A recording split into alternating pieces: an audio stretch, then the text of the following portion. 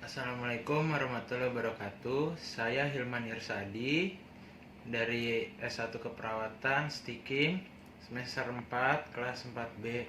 Saya di sini akan melakukan edukasi tentang bahaya rokok dan juga pencegahannya. Oke, langsung saja. Pendahuluannya awalnya apa sih itu rokok? Rokok itu adalah zat berbahaya yang terbuat dari tembakau dan ditambahkan oleh zat-zat beracun yang berbahaya bagi kesehatan tubuh. Rokok atau yang bisa disebut sigaret itu bisa terbuat dari kertas dan lain-lain, dan juga banyak tambahannya seperti biji jagung dan lain-lain.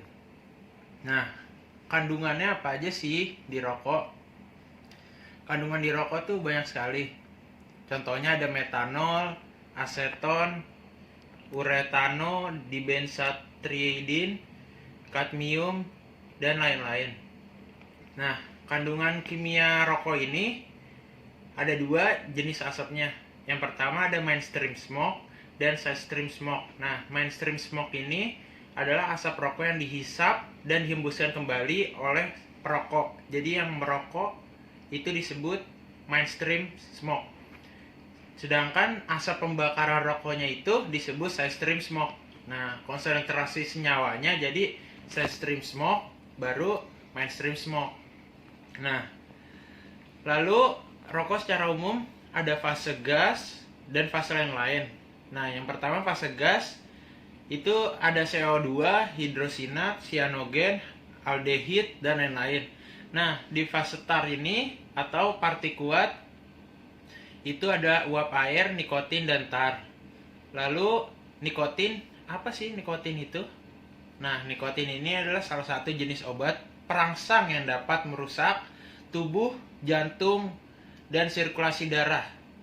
Jadi nikotin itu kenapa kita susah berhenti rokok? Ini zat ini nikotin yang membuat penggunanya menjadi kecanduan. Lalu ada tar. Tar itu mengandung bahan kimia yang beracun, merusak sel paru-paru dan menyebabkan kanker. Nah, lalu ada karbon monoksida atau kita sering sebut CO.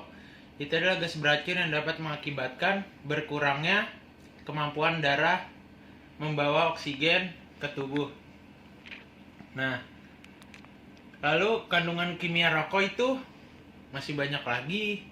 Tapi bahayanya ke tubuh itu bisa dibedakan melalui zat itu toksik, siliotoksik, karsinogenik, atau CO karsiogenik atau promotor. Nah, kalau toksik itu adalah zat beracun yang diproduksi dalam sel atau organisme hidup, kecuali zat buatan manusia, karena zat buatan manusia itu melalui proses artifisial. Nah, lalu ada siliotoksik. Siliotoksik itu sifatnya mengikis dinding dari sistem imun pernafasan yang menyebabkan meningkatnya sekresi mukus di bronkus. Lalu ada karsinogenik. Karsinogenik itu adalah zat berbahaya yang bisa menyebabkan kanker. Nah, lalu ada CO karsinogenik atau promotor. Sebenarnya ada dua, itu adalah pro karsinogenik dan CO karsinogenik. Tapi saya di sini akan membahas CO karsinogenik saja. Nah, CO karsinogenik ini adalah bahan kimia yang tidak menyebabkan kanker sendiri, namun meningkatkan aktivitas karsinogen di dalam tubuh. Jadi dia zat ini tidak menyebabkan kanker dalam tubuh, tapi dia membantu zat lain yang menyebabkan kanker. Nah, tapi kalau prokarsinogenik ini, sekalian kita bahas. Kalau prokarsinogenik ini zat yang tidak menyebabkan kanker sebenarnya, tapi karena sudah dimetabolisme di dalam tubuh, itu jadi memunculkan sifat karsinogen di dalam tubuh. Jadi kalau kita udah metabolisme, dia jadi menyebabkan sel kanker. Nah, perokok itu dibagi jadi dua, perokok aktif dan perokok pasif yang seperti kita udah ketahui. Kalau aktif itu kan orang yang merokok, sedangkan pasif orang yang menghirup asap rokok dari orang yang aktif. Nah, tipe perilaku perokok itu biasanya tipe perilaku orang merokok itu dipengaruhi oleh perasaan positif, perasaan negatif, adiktif, dan kebiasaan seseorang itu sendiri. Nah, kenapa sih orang ngerokok? Ada banyak faktornya. Pertama, orang tua yang merokok bisa membuat mindset anak jadi orang tua gue yang ngerokok, kenapa saya sendiri nggak ngerokok gitu. Terus pengaruh dari teman, misalkan diajak-ajak nggak gaul, kok nggak ngerokok gitu. Terus faktor kepribadian, emang dari diri sendiri dia ingin merokok. Lalu ada pengaruh iklan. Sebenarnya iklan itu ada andil dalam mempengaruhi orang untuk merokok. Sebenarnya banyak di negara di luar sana tuh yang melarang iklan tentang rokok. Karena kalau iklan dengan rokok itu ngebuat seperti anak muda tuh jadi ingin bereksperimen tentang tembakau dan ingin mencobanya. Dan lain-lain lagi faktor yang mengaruhi. Lalu ada tempat merokok atau cerminan pola perilaku merokok. Nah, di tempat umum itu adalah smoking area. Orang yang merokok di smoking area itu ciri-ciri orang yang masih menghargai orang lain yang tidak merokok. Tapi kalau ada orang merokok di tengah-tengah orang lain yang tidak merokok, itu orangnya tidak berperasaan, kurang etika, dan tidak punya tata krama. Lalu ada tempat yang bersifat pribadi, itu kantor atau kamar tidur pribadi dan toilet. Biasanya orang yang merokok di toilet itu orang yang suka berfantasi biasanya. Lalu rokok dan penyakitnya. Tembakau merupakan faktor resiko untuk sekurang-kurangnya 25 jenis penyakit seperti kanker kandung kemih, kanker perut, usus, dan lain-lain. Nah, penyakit yang paling umum menyerang perokok itulah penyakit kardiovaskuler, kanker, kronik, dan impotensi. Di sini akan membahas sedikit tentang penyakit rokok dan penyakitnya. Nah, yang pertama yang saya ingin bahas adalah penyakit kardiovaskuler.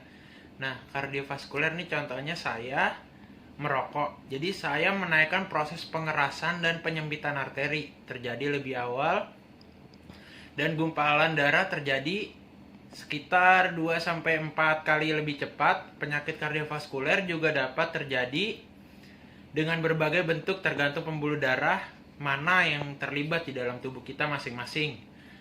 Lalu ada penyakit kanker. Nah, penyakit kanker khususnya kanker paru yang sering terjadi bagi orang yang merokok maupun aktif dan pasif.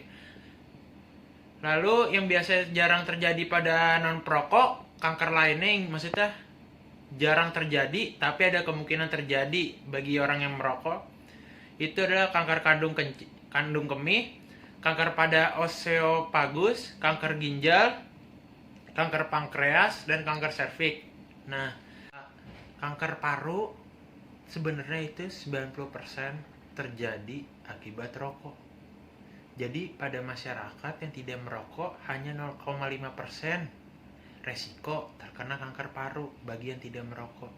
1 dari 10 perokok, sedangkan hampir 1 dari 5 perokok berat, lebih dari 15 batang sehari, akan meninggal karena kanker paru.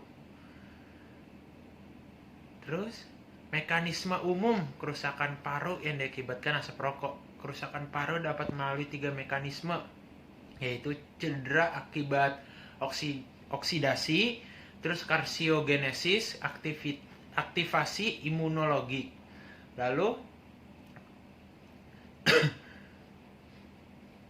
rokok dan penyakitnya itu adalah chronic obstructive pulmonary disease juga bisa. Lalu ada emfisema disebabkan kerusakan alveoli. Lalu ada bronkitis kronik. Jadi rokok itu sebenarnya menyempitkan diameter saluran napas, peningkatan produksi mukus, lalu bronkostriksi, terus hambatan aliran udara, lalu yang terakhir membuat tubuh sulit bernafas. Nah, gimana sih pencegahan merokok di masyarakat? Sebenarnya upaya mengurangi penggunaan rokok ini ada 4 yang bisa mempengaruhi. Yang pertama dari perokok itu sendiri, dari pemerintah, dari tenaga kesehatan dan dari masyarakat. Itu bisa mempengaruhi upaya mengurangi penggunaan rokok. Terus upaya pencegahan merokok di masyarakat. Yang pertama ada kampanye anti merokok yang sering kita lihat-lihat di media atau yang di tempat lain seperti poster dan lain-lain. Lalu lingkungan terdekat, keluarga atau orang tua, lingkungan gaul, yaitu masyarakat, poster film, diskusi penyuluhan, testimonial dari mantan pecandu rokok dan lain-lain. Lalu ada iklan anti rokok dengan jam penayangan intensif untuk menandingi iklan rokok. Jadi kalau misalkan Indonesia mengizinkan iklan rokok, kenapa kita nggak ada ngebuat iklan anti rokok? Jadi biar mereka berdua itu saling mengimbangi. Jadi masyarakat yang smart bisa lebih berpikir karena dia bisa melihat iklan yang positif dan negatifnya, seperti itu. Lalu dari media, dari itu melalui sekolah-sekolah, televisi, radio dan lain-lain. Agama juga berpengaruh untuk menghindari dari ketagihan rokok, yakni mendekatkan diri kepada Allah seperti membaca Al-Quran dan lain-lain. Atau bisa juga berpuasa, bisa membantu mengurangi rokok. Karena kan kalau kita merokok batal puasanya. Lalu cara menghindari selanjutnya, kita bisa berani. Jadi kayak kita camkan di diri kita sendiri, katakan tidak pada rokok. Jadi kita tidak ingin merokok meskipun kita dipengaruhi atau sebagainya, kita katakan tidak. Jangan mau menjadi perokok pasif. Jadi kalian ngumpul bersama teman kalian merokok, kalian cuma menghisap asapnya menjadi perokok pasif, itu sama aja, malahan lebih berbahaya. Jadi jangan mau, katakan tidak. Jadikan rumah sebagai zona aman. Jadi jangan ada yang merokok di dalam rumah. Lalu di kantor, mintalah kebijakan dari atasan-atasan kalian kalau kalian belum punya pangkat, agar dibikin kawasan kerja bebas rokok. Lalu ada juga pencegahan selanjutnya, mengadakan pelayanan konseling, yaitu seperti konsultasi kepada orang yang ahli, dokter dan sebagainya, cara berhenti rokok. Terus bisa menyibukkan diri, bimbingan kontinu terhadap pecandu rokok untuk terapi berhenti merokok. Lalu penanaman prinsip rokok menyebabkan kemiskinan. Jadi banyak hal bermanfaat lain yang bisa kita beli daripada kita membeli rokok. Lalu ada regulasi pencegahan selanjutnya. Indonesia tertinggal jauh sebenarnya dari negara-negara tetangga seperti Thailand, seperti yang saya sudah sebutkan tadi. Singapura, Myanmar, maksudnya negara yang rata-rata sudah melarang iklan dari rokok dan pencegahan-pencegahan lain. Kayak Singapura, iklan rokok dilarang sama sekali, tidak ada di situ. Myanmar menetapkan pajak yang sangat tinggi. Jadi orang yang ingin membeli rokok harus mengeluarkan uang yang sangat tinggi. Jadi mereka akan berpikir dua kali, lebih mending beli makanan atau yang lain-lain. Kalau Thailand, dia tuh negaranya melarang media cetak untuk apa? Mengiklankan rokok. Jadi elektronik juga, jadi elektronik, media cetak sebagainya itu melarang ada iklan rokok di negara itu. Dan masih banyak negara lain yang sudah lebih berani untuk menghadapi rokok ini agar masalah rokok ini cepat selesai. Lalu kebijakan selanjutnya pencegahannya itu adalah kebijakan pemerintah Indonesia. Itu bisa juga, jadi pemerintah Indonesia melakukan pengamanan rokok bagi kesehatan. Itu menunjukkan komitmen negara, pemerintah terhadap kesehatan masyarakat. Lalu yang selanjutnya, menurut lembaga M3 itu menanggulangi masalah rokok, kadar nikotin dalam setiap batang rokok di wilayah Indonesia tidak boleh melebihi 1,5 mg dan kadar kandungan tar maksimal 20 mg. Tidak adanya batas kadar kandungan tar dan nikotin dalam rokok dalam kenyataannya. Jadi pabrik-pabrik rokok bebas untuk menentukan kadar tar, nikotin dan zat-zat lainnya sesuka mereka, kebijakan perusahaan mereka masing-masing. Lalu yang terakhir kesimpulannya, jadi rokok itu pemborosan, menyebabkan kemiskinan. Lalu ada zat beracun, bahaya bagi kesehatan tubuh kita, merugikan. Perokok bukan merugikan diri sendiri saja, bagi orang lain yang menghirup asap rokok kalian itu juga sama merugikan, malah lebih berbahaya perokok pasif itu. Lalu perlu upaya-upaya lagi untuk pemberantasan rokok untuk di Indonesia sendiri. Lalu perlu kerjasama sinergis dari perokok, masyarakat, tenaga kesehatan, dan pemerintah, 4 tadi yang saya bahas, sehingga program anti rokok bisa berhasil di lingkungan kita, lingkungan yang lebih luas, atau dari Indonesia itu sendiri. Jadi ayo ciptakan negara yang bebas rokok, hidup yang produktif. Sekian edukasi dari saya terkait bahaya rokok dan cara pencegahannya. Kurang lebihnya mohon dimaafkan. Assalamualaikum warahmatullahi wabarakatuh. Semoga bermanfaat untuk semuanya.